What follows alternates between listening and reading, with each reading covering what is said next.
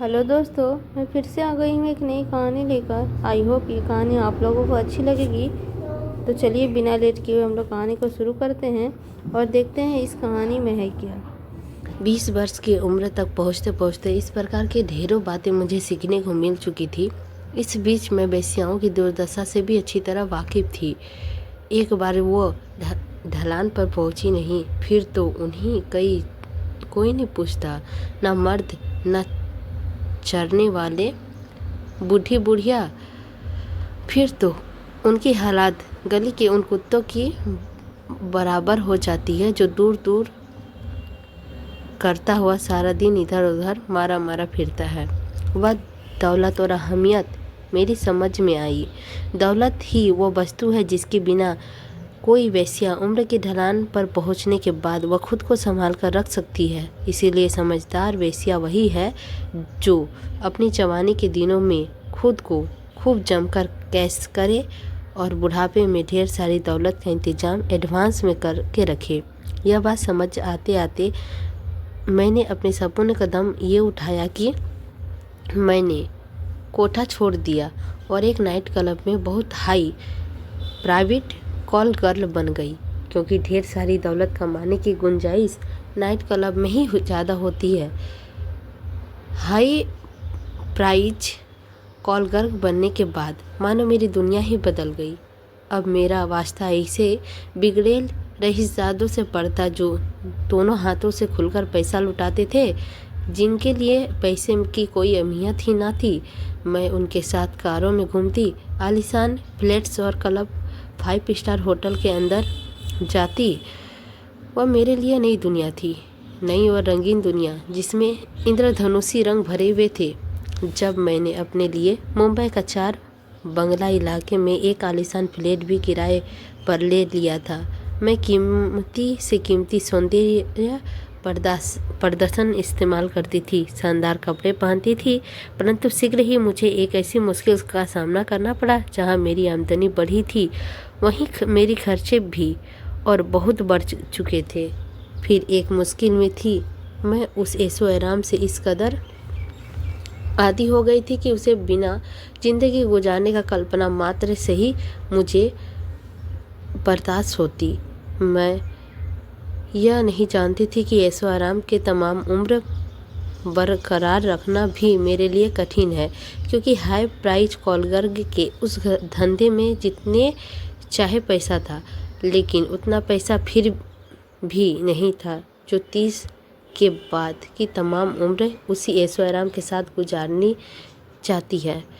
फिर यार सोने का भी मुझे भय था। मैं अपनी माँ की तरह खौफनाक मौत से नहीं मरना चाहती थी। जिंदगी की दुराचारियों की एहसास मुझे अब भी हो रहा था।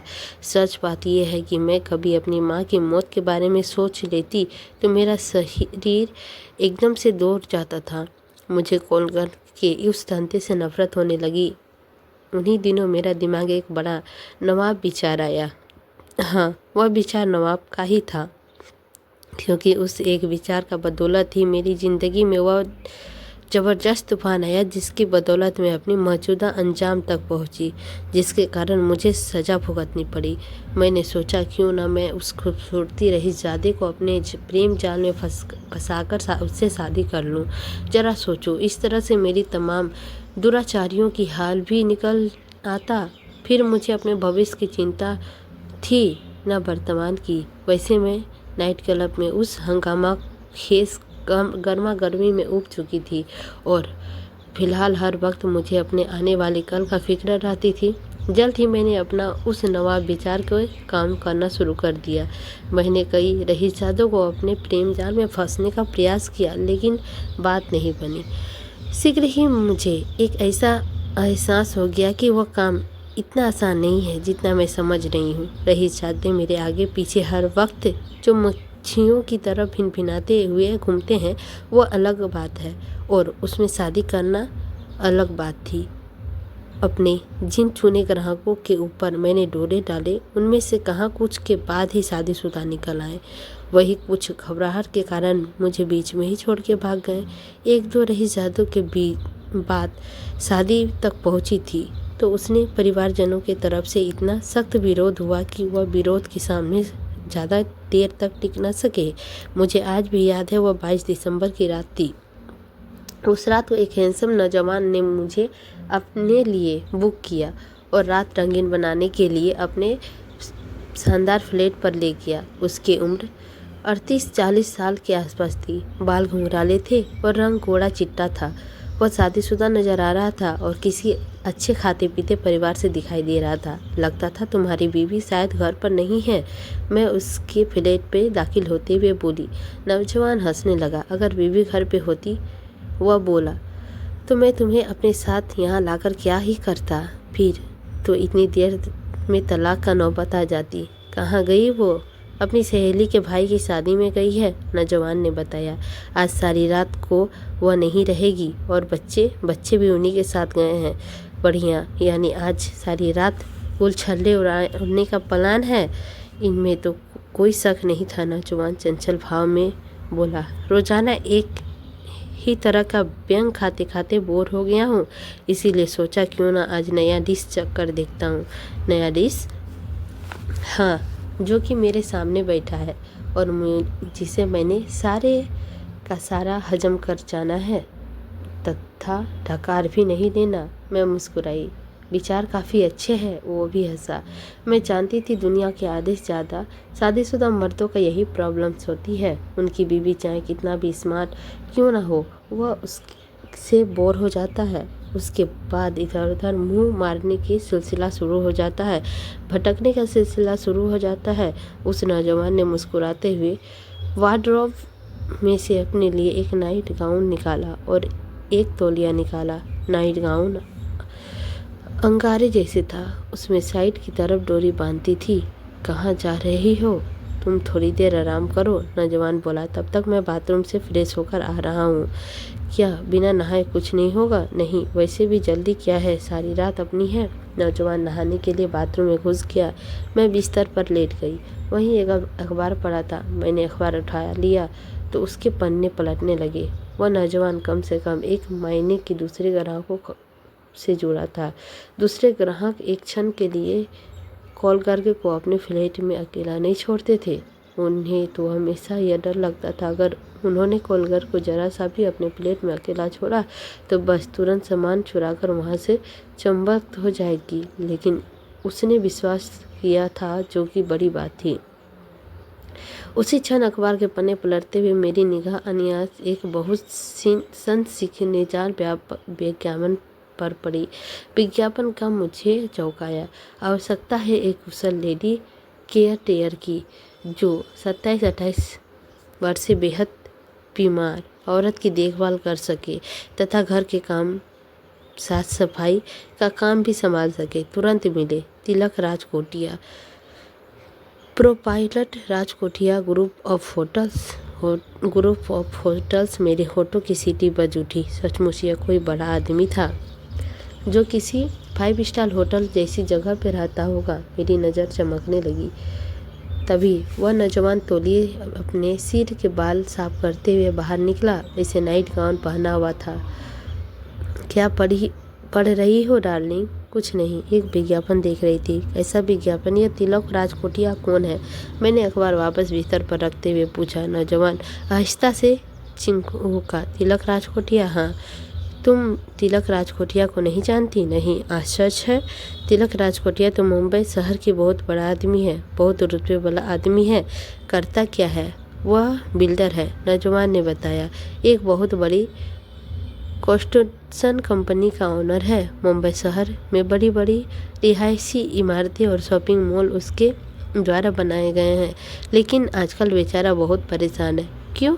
जब इतना बड़ा आदमी है तो परेशान क्यों है? मैं तिलक राजकोटिया के बारे में ज़्यादा से ज़्यादा जानकारी पाने को उत्सुक हूँ। उस वक्त मेरे दिमाग में एक ही नाम मंडरा रहा था, तिलक राजकोटिया। तिलक राजकोटिया। दरअसल तिलक राजकोटिया की परेशानी की असली सबब उसकी बीवी है, नौजवान बोला। यह आजकल सख्त बीमार चल रही है और उसके बचने का फिलहाल कोई गुंजाइश नहीं। यह तो सचमुच दुखद बात है। मैंने कहा, बीमारी क्या है उसकी बीवी को? बीमारी को तो मुझे मालूम नहीं, लेकिन कुछ ज़्यादा ही सीरियस केस है। ओह, वह बात करता करता मेरे नज़दीक आ गया और उसने तौलिए की एक खूंटी पर लटका दिया। जैसे उम्र क्या होगा तिलक राजकोटिया का? उम्र का ज़्यादा नहीं, मुश्किल से 34-35 साल होगी। मेरी आंखें चमक उठी। मुझे लगा जिस तरस के शिकारी मुझे तलाशती हुआ अब मुझे मिल गया है। आखिर कोई ऐसा ही पुरुष मुझे मिलना चाहिए था जिसके साथ मैं शादी करके अपना भविष्य खुशहाल बना सकूं।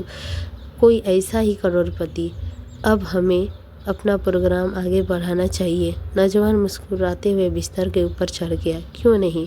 वैसे तुम तिलक राजकोटिया के बारे में इतने सवाल क्यों कर रही हो? ऐसा ही क्या तुम्हें बुरा लगा? मुझे बुरा क्यों लगेगा? उस समय नौजवान पूरा शरीर महक रहा था। अगले ही पल हम दोनों रति क्रीड़ा में मग्न हो गए।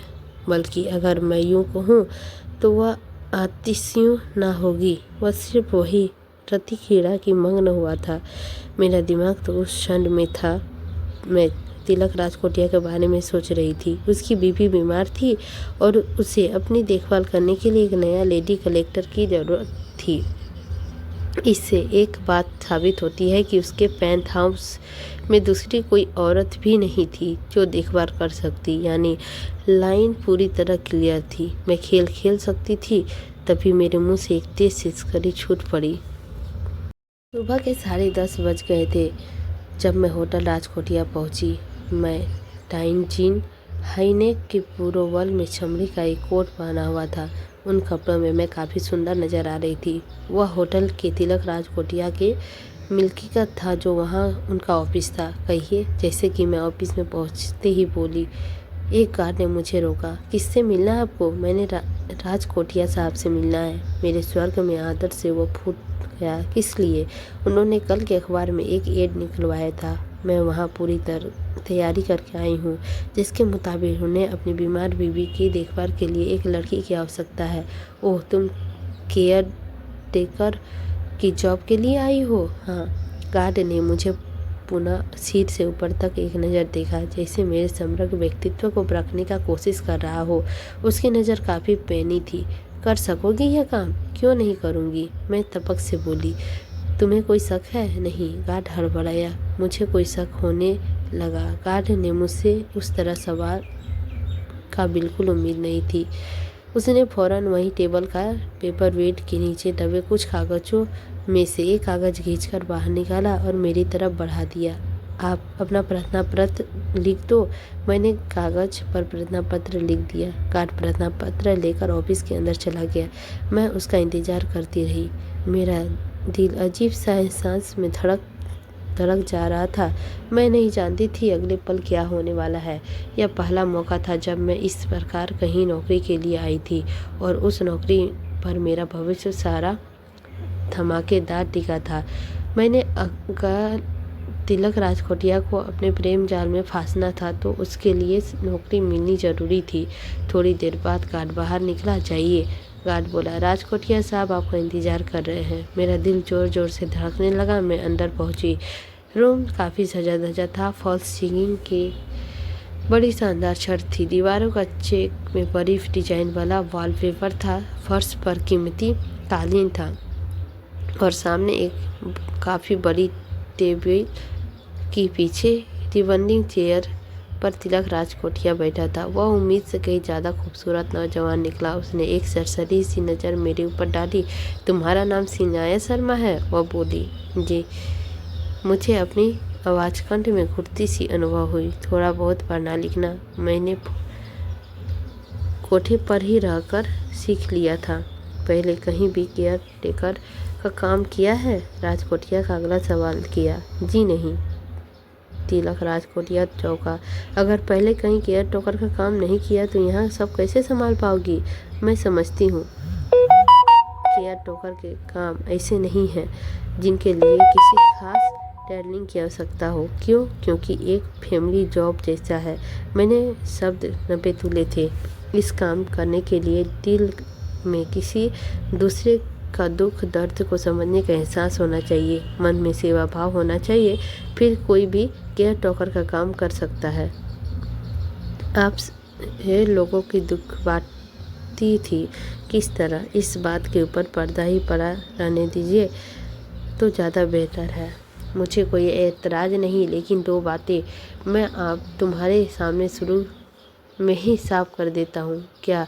पहली बात, तिलक राजकोटिया बोला, तुम्हें 24 घंटे पेंथ हाउस के अंदर रहना होगा, क्योंकि मैडम की तुम्हारी किसी भी समय ज़रूरत पड़ सकती है। वो काफ़ी गंभीर पेशेंट है और उन्हें मेलिगेंस बेड डिस्क्लेसिया नाम की काफ़ी सीरियस बीमारी है, जो दुनिया में काफ़ी कम लोगों में पाई जाती है और लाइलाज बीमारी है।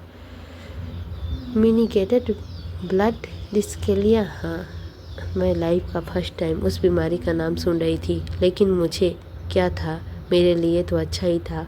एक लाइलाज बीमारी था। मुझे 24 घंटे पेंथ हाउस में रहने का में कोई प्रॉब्लम नहीं। मैंने तुरंत कहा, आखिर मेरा उद्देश्य है पेंथ हाउस के अंदर रहे बिना पूरा करने वाला था। और दूसरी बात यह थी कि मैं चाहती थी दूसरी बात अब तुम्हारी सैलरी से संबंधित है। तिलक राजकोटिया बोला, शुरू में तुम्हें ज़्यादा सैलरी नहीं मिल पाएगी। कितनी? सिर्फ 20,000 हर महीने। अलबत्ता काम को देखते हुए बाद में तुम्हारी सैलरी बढ़ाई जाएगी। कोई एतराज़ नहीं। मैंने सैलरी पर ज़्यादा बहस नहीं की। ठीक है, तो फिर जॉब को अंतिम रूप से कबूल करने से पहले तुम पेंथ हाउस देख लो और उसे पेशेंट को भी देख लो। इनका केयर टेकर तुम्हें बनाया जा रहा है। ओके। मेरी गर्दन स्वीकृति से हिली। मैं तुम्हें अपने ऊपर भेजता हूँ। तिलक राजकोटिया के इंटरकॉम करने किसी को बुलाया। तुरंत एक गार्ड के अंदर ऑफिस में कदम रखा। Yes sir. वह अंदर से ही बड़े तत्पर भाव से बोला, जाओ इन्हें मेम साहब के पास पहुंचा दो। जी सर। गार्ड आए और ऊपर जाने के लिए साथ साथ लिफ्ट की तरफ बढ़ गए। दीवारों पर आकर्षण तेल चित्र सुलज्जित थे। जगह जगह लौलीनुमा हॉल बने हुए थे, जिससे गुजरते हुए गार्ड मुझे सीधे क्षितिज राजकोटिया के अपने शयन कक्ष में ले गए। और शयन कक्ष में घुसते ही मुझे ऐसा तेज झटका लगा मानो बिजली से नंगा तार छू लिया हो गया हो। एक ही सेकेंड में मेरी सारी योजना उलट पुलट रह गई। किस्मत में मेरे साथ ऐसा अजीबोगरीब खेल खेल रही थी, इसका एहसास मुझे अभी हो गया था। वृंदा, तुम? सामने बिस्तर पर लेटी औरत को देखकर मैं बुरी तरह चौंकी। मैं मानो सत्य में आ गई। सामने बिस्तर पर लेटी औरत लेटी थी। वह अच्छी खासी परिचित थी, बल्कि वह मेरी सहेली थी, वृंदा। उस औरत को देख एक साथ कई दृश्य मेरे आँखों के सामने झिलमिला उठे। जैसे वृंदा किसी नाइट क्लब में जुड़ी थी, उसे ही मैं जुड़ी थी। वह मेरी तरह कॉल करके थी, कभी जिस्म बेच बेच कर गुजारा करती थी। इतना ही नहीं, हम दोनों का सपना एक ही था, इसी फिल्मी रिव्ड आदमी को शादी करना और फिर बाद में सारी ज़िंदगी ठाठ के साथ गुजारना। अलबत्ता वृंदा से कुछ कही ज़रूरी थी, जैसे कि वह मेरी तरह खूबसूरत नहीं थी। मेरी भांति सेक्स अपील तो उसे जरा भी नहीं थी।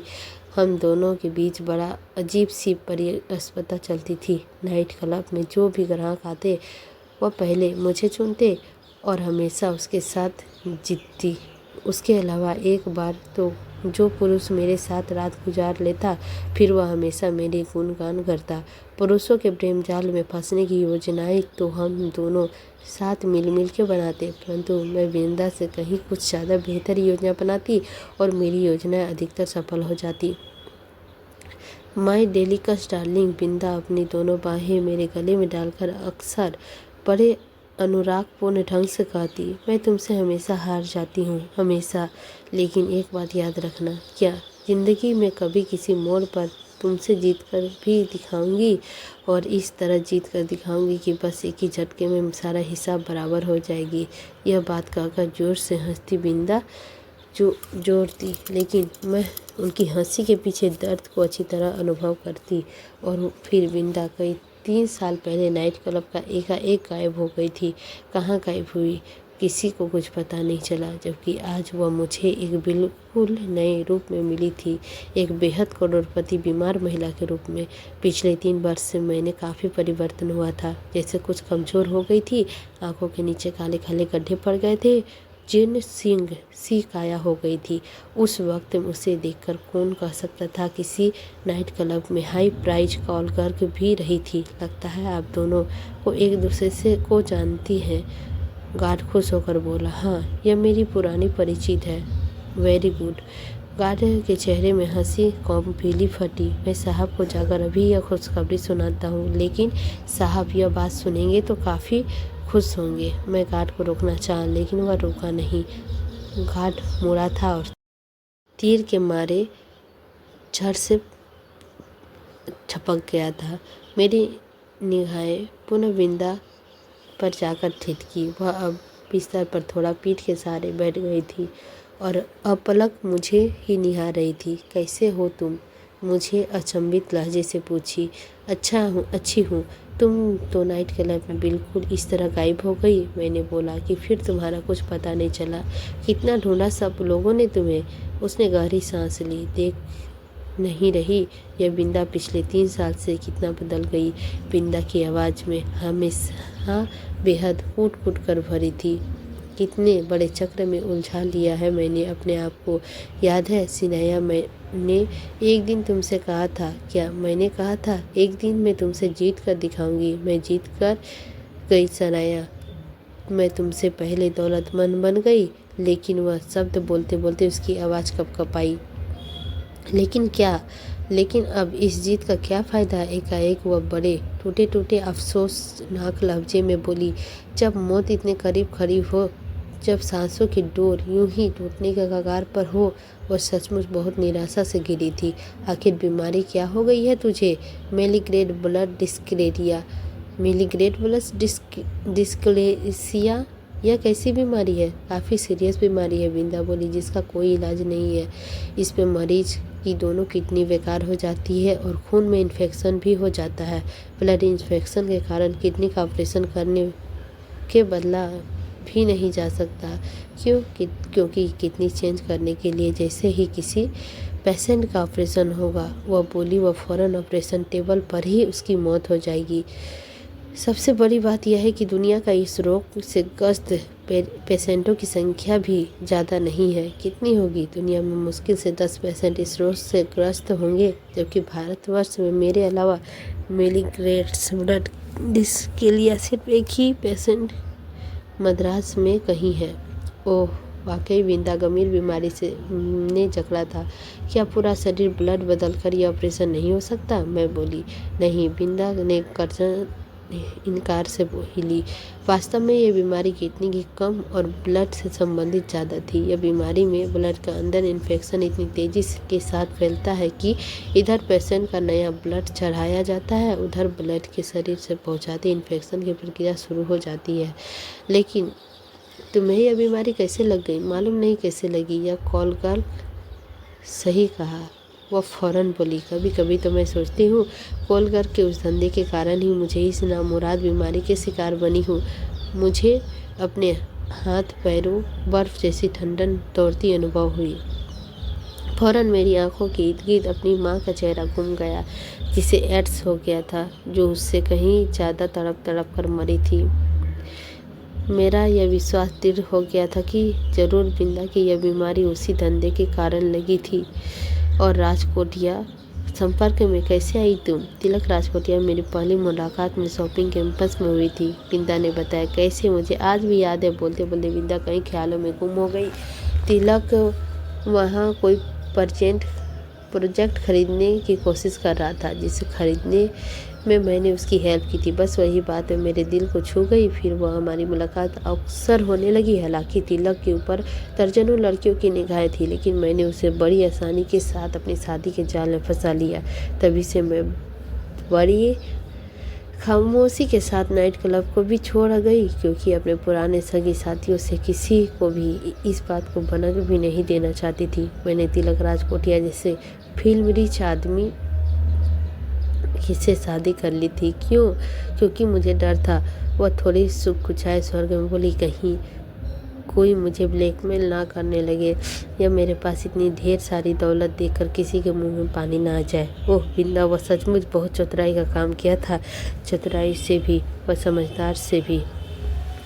क्योंकि वह परिस्थिति इस तरह से घटना की घट जाना कुछ असंभव न था। लेकिन एक बात नहीं समझ पा रही हूँ, बिना जबरदस्त सस्पेंसफुल लहजे में बोली, क्या तुम यहाँ तक किस तरह पहुँची? क्या तुम्हें मालूम हो गया था कि मैंने तिलक राजकोटिया से शादी की है? नहीं। फिर मैंने गहरी सांस वहीं नज़दीक छोड़े कुर्सी पर बैठ गई। मैंने अपने कोट का एक जेब में से ईंट का कटी निकालकर बिंदा की तरफ बढ़ाई। इस तरह पहुंची। यह क्या है, पढ़ो।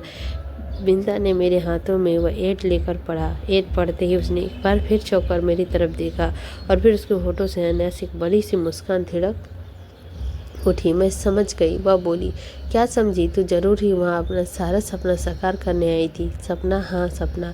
तूने सोचा होगा कि वह अर्ध निलंबित नेत्रों से मेरी तरफ देखते हुए बोली कि करोड़पति की बीवी बीमार है, वह मौत के दहाने के पास आखिरी सांस ले रही है। ऊपर से इतने बड़े पेंट हाउस में उसकी देखभाल करने वाला कोई नहीं। ऐसी परिस्थिति में तेरे लिए करोड़पति को प्रेम जाल में फंसाना कितना आसान होगा। क्यों, ठीक कर रही हूँ ना मैं? उस क्षण मेरी आंखों मिलाए रखने का ताप ना रख सकी। आखिर वो सहेली थी मेरी नस नस से वाकिफ थी। मेरे सवाल में जवाब नहीं। विंदा पुनः बोली, क्या मैंने कुछ गलत कहा? नहीं। अब तुझसे क्या छिपा है? मैंने गहरी सांस छोड़ी। सच बात तो यही है कि मैं यहाँ इसीलिए आई थी। अगर मैं कहने लगूँ कि मैं यहाँ केयर टेकर की जॉब करने आई थी तो तू भी जानती है इस दुनिया में सबसे बड़ा झूठ होगा। यानी तू तिलक से शादी करना चाहती है? वह अब पलक मुझे ही निहार रही थी। तिलक से नहीं बल्कि उसकी दौलत से, उसके रुतबे से। एक ही बात है। नहीं, एक बात नहीं है। तिलक राजकोटिया से मर्द मुझे मुंबई शहर में हजारों मिल सकते हैं, लाखों मिल सकते हैं, लेकिन उस जैसा रुतबा मिलना आसान नहीं। लेकिन तू फिक्र मत कर, अब मेरे थॉट्स बदल चुके हैं। क्यों? क्योंकि यह मालूम होने बाद ही तिलक राजकोटिया का वह बीमारी बीवी तू है। अब मैं तेरे हक पर डाका नहीं डालूंगी। अब मैं सच में ही तेरी सेवा करूंगी। सच? हाँ सच। मैंने उसका हाथ अपने हाथ में लिया है। बिंदा जज्बाती हो उठी। उसकी आंखों में आंसू पोछा आए, जबकि मैं उसे कसकर अपनी छाती से चिपका लिया था। आखिरी बिल्ली भी तो दो घर की शिकार करती है डियर। मैं तो एक ही घर का इंसान हूँ, तेरी सहेली हूँ। तू सच कह रही है सिनाया? हाँ। ओह, तू जानती, तेरे लिए ये बात सुन के मुझे किस कदर खुशी हो रही है। तू सचमुच मेरी सहेली है। बिंदा की आंखों में खुशी के कारण छरछर बहने लगे थे। मैं उसको क्षण में इमोशनल हुए बिना नहीं रह सकी। जज्बातों में भरे क्षण थे। Hello everybody. तभी एक नई आवाज़ मेरे कानों में पड़ी। मैं बिंदा से अलग हुई और पलटी। सामने तिलक राजकोटिया खड़ा मुस्कुरा रहा था। यही देखकर अच्छा लग रहा था कि आप दोनों पहले से एक दूसरे को जानती हैं। तिलक राजकोटिया बोला, दरअसल कभी हम दोनों बचपन में एक साथ एक ही स्कूल के अंदर पढ़ी थी। बिंदा अपने आंसू साफ करते हुए बोली, आज सालों बाद एक दूसरे को देखा तो पुरानी यादें ताज़ा हो गई। कौन से स्कूल में पढ़ी हो? था एक स्कूल जहाँ जिंदगी के संबंधित एजुकेशन दी जाती थी। बिंदा हंसी। मैं मुस्कुराई। चलो ये बेहतर हुआ, तिलक राजकोटिया बोला। लेकिन बिंदा की जितनी अच्छी तरह से तुम देखभाल कर पाओगी उतनी शायद ही कोई कर पाती। आओ मैं तुम्हें तुम्हारा रूम दिखाता हूँ। मैं उठकर खड़ी हो गई। वह पेंट हाउस में एक बड़ी आलीशान रूम था जहाँ मुझे ठहराया गया था। तिलक जरूर यह बात पता चलने के बाद में बिंदा की सहेली थी, मुझे जानबूझकर उस रूम में ठहराया था, वरना मामूली केयर टेकर के स्तर के कमरा का वह हरगिज नहीं था। कमरे का एयर कंडीशन चल रहा था, टीवी और फ्रिज लगा हुआ था, कीमती कालीन बिछा हुआ था। उसके अलावा एक आलीशान किंग साइज टेबल बेड भी वहाँ था। रूम पसंद आया? तिलक राजकोटिया कमरे में दाखिल हुए बोला, बेहतरीन। फिर भी कहीं कुछ कमी लगे तो मुझे बेहिचक बता देना। तुम अब यह बिल्कुल मत समझना कि तुम यहाँ एक केयर टेकर की हैसियत से रह रही हो। तुम खुद को बिंदा की सहेली समझना, इस परिवार का एक अभिन्न मित्र समझना। Thank you. आप लोगों ने मुझे जो प्यार मिल रहा है उससे मुझे भाव विभोर कर दिया है। हर इंसान की ज़िंदगी में सब कुछ मिलता है जिसका मुझे हकदार होता है। आप शायद मजाक कर रहे हैं राजकोटिया साहब। नहीं, यह दृढ़तापूर्वक बोला। मैं इतने सीरियस सब्जेक्ट पर कभी मजाक नहीं करता। अच्छा यह बताइए, मैंने बातचीत का रुख बदला, यहाँ किचन किस तरफ है? किचन भी दिखाता हूँ। कमरा दिखाने के बाद में तिलक राजकोटिया ने मुझे वहाँ किचन भी दिखाया, डाइनिंग हॉल दिखाया।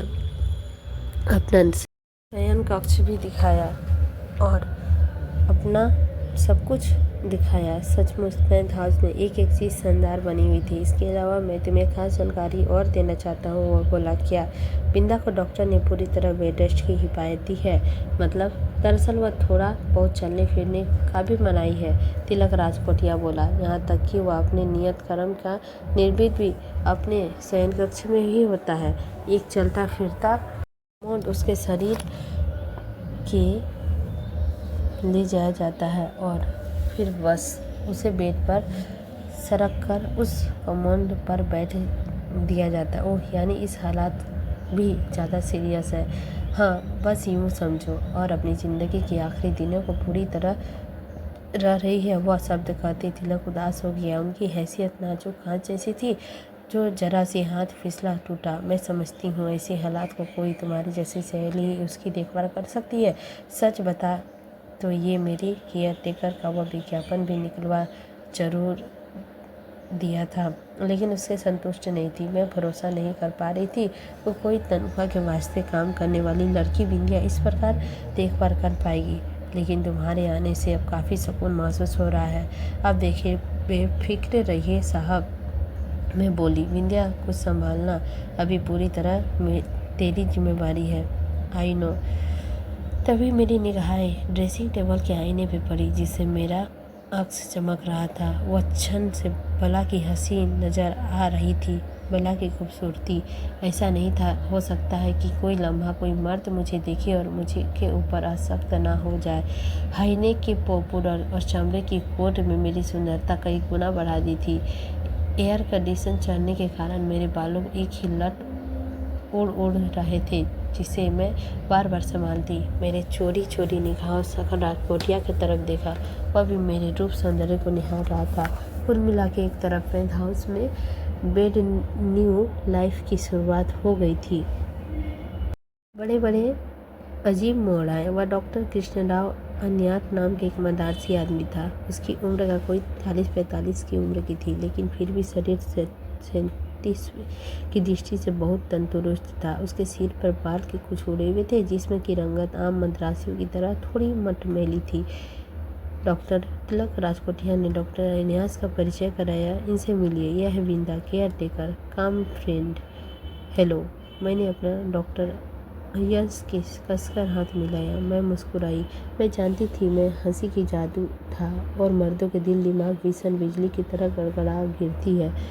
मैंने आपसे मिलकर खुशी हुई, डॉक्टर अन्यास बोला। मुझे भी। डॉक्टर अन्यास अपना किट बेड में बिस्तर पर रखा जिस पर विंदा लेटी हुई थी। फिर किट बेग का चैन खोलकर उसने अपना ब्लड प्रेशर नापने वाला इंस्ट्रूमेंट बाहर निकाला। उन्हें देखभाल से थोड़ी ज़्यादा ज़रूरत था। डॉक्टर अन्यास कह रहा था, शुरू में थोड़े दिन तुम्हें कुछ परेशानी होगी, लेकिन फिर तुम्हें सबकी आदी हो जाओगी। मुझे थोड़े ही दिन में परेशानी महसूस नहीं होगी डॉक्टर साहब। अपने समय गौर से सुनी नहीं। मैं केयर टेकर होने के साथ साथ बिंदा का फ्रेंड्स भी हूँ, सहेली भी हूँ। अपने सुख दुख को काम आने वाले के साथ कभी परेशानी नहीं होती। अगर तुम ऐसा सोचती हो तो तुम्हारा बड़प्पन है। डॉक्टर अन्यन ने बिल्कुल बच्चों की तरह मुस्कुराते हुए मेरी तरफ देखा। फिर ब्लड नापने वाली पट्टी बिंदा के बाजू को कसकर बांधने लगा। पेट में दुखन वगैरह तो नहीं? अब बिंदा के सवाल थे। नहीं। दवाई पूरी पाबंदी के साथ ली हो? हाँ। डॉक्टर अन्यस ब्लड प्रेशर धीरे धीरे दबाने में उसका निगाहें पीटर में जाके ठहर गई जिसका सुई ऊपर की तरफ बढ़ रहा था। जैसे जैसे सुई ऊपर की तरफ बढ़ी, डॉक्टर के चेहरे का चिंता की लकीरें उभरने लगी। क्या हुआ डॉक्टर? ब्लड प्रेशर अभी तो काबू नहीं है, जो कि ठीक नहीं। ब्लड प्रेशर काबू करने के लिए दवाई चल रही है कि नहीं? ब्लड शायद बात नहीं बन रही है। फिर वह संजीदगी के सोचने लगा। क्या सोच रहे हो डॉक्टर? कुछ नहीं, दवाई के बारे में सोच रहा हूँ। कुछ दिन में और दवाई चला कर देखता हूँ, फिर कुछ तरह से। क्या नाम है तुम्हारा? सनया शर्मा। हाँ देखो सनया, तुम्हारी बिंदा को दवाई में सबसे ज़्यादा ध्यान रखना है। इन्हें दवाई देने में कोई भी कतराई नहीं होनी चाहिए। मुझे लग रहा है अभी दवाई सही ढंग से नहीं खाई होगी। कुछ ऐसा नहीं है, बिंदा विरोध स्वरूप बोली। फिर मैं सब कुछ सिस्टम के साथ चलना हो। अच्छा, मैं आपको दवाई खिलाने की जिम्मेदारी सनाया ही संभाले। बिंदा खामोश हो गई। आपको इस बात का कोई एतराज़ है? नहीं, मुझे भला क्या एतराज़ हो सकती है, बिंदा ने कहा। तो कहानी काफ़ी लॉन्ग हो रहा है, इसीलिए मैं सोच रही थी कि नेक्स्ट पार्ट आप लोगों के लिए लेकर आऊँगी और अच्छे से लेकर आऊँगी नेक्स्ट पार्ट। लेकिन इस पार्ट से लेती हूँ विदा, क्योंकि काफ़ी ज़्यादा लॉन्ग हो रहा है और कहानी में इंटरेस्ट भी अब धीरे धीरे कम हो रहा है। तो इंटरेस्टिंग भाग देखने के लिए अगली कहानी को फॉलो करें एंड हमें लाइक करें।